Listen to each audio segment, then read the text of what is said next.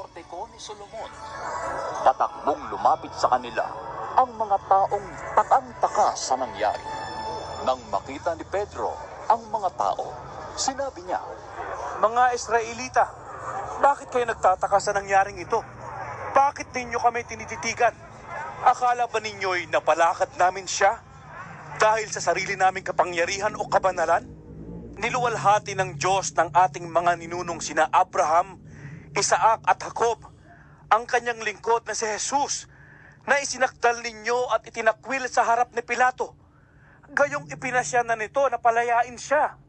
Itinakwil ninyo ang banal at matuwid, at hiniling na palayain ang isang mamamatay tao.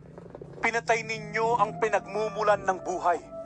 Ngunit siya'y muling binuhay ng Diyos, at saksi kami sa pangyayaring ito. Ang kapangyarihan ng pangalan ni Jesus ang nagpagaling sa lalaking ito.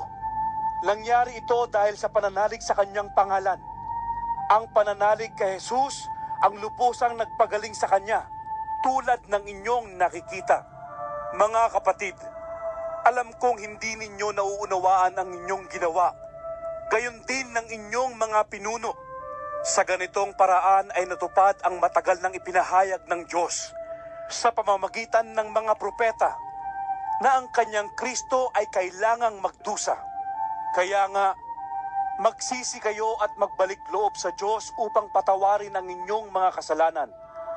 At nang sa gayon, ay sumapit ang panahon ng pagpapanibagong lakas mula sa Panginoon.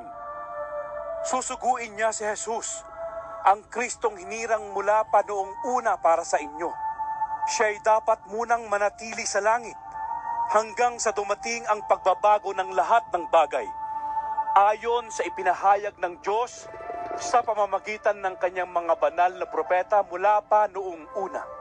Sapagkat sinabi ni Moises, mula sa inyo, ang Panginoon ninyong Diyos ay pipili para sa inyo ng isang propetang katulad ko.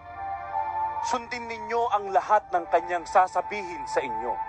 Ang sino mang hindi sumunod sa propetang iyon ay ihihiwalay sa bayan ng Diyos at lilipulin. Ang lahat ng mga propeta, kasama si Samuel at ang mga kasunod niya, ay nagpahayag din tungkol sa panahong ito. Ang mga pangako ng Diyos sa pamamagitan ng mga propeta ay para sa inyo, at kasama kayo sa kasunduan na ginawa ng Diyos at ng inyong mga ninuno, ng kanyang sabihin kay Abraham, pagpapalain ko ang lahat ng angkan sa daigdig sa pamamagitan ng iyong lahi. Kaya't matapos buhayin ng Diyos ang kanyang lingkod, sa inyo siya unang isinugo upang pagpalain kayo at tulungang tumalikod sa inyong masamang pamumuhay.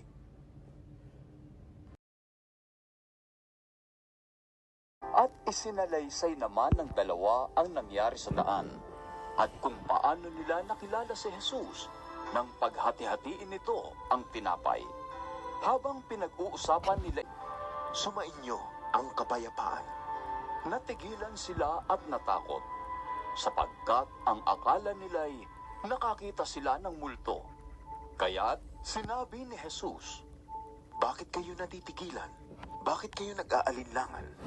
Tingnan ninyo ang aking mga kamay at mga paa. Ako nga ito. Hawakan ninyo ako at pagmasdan.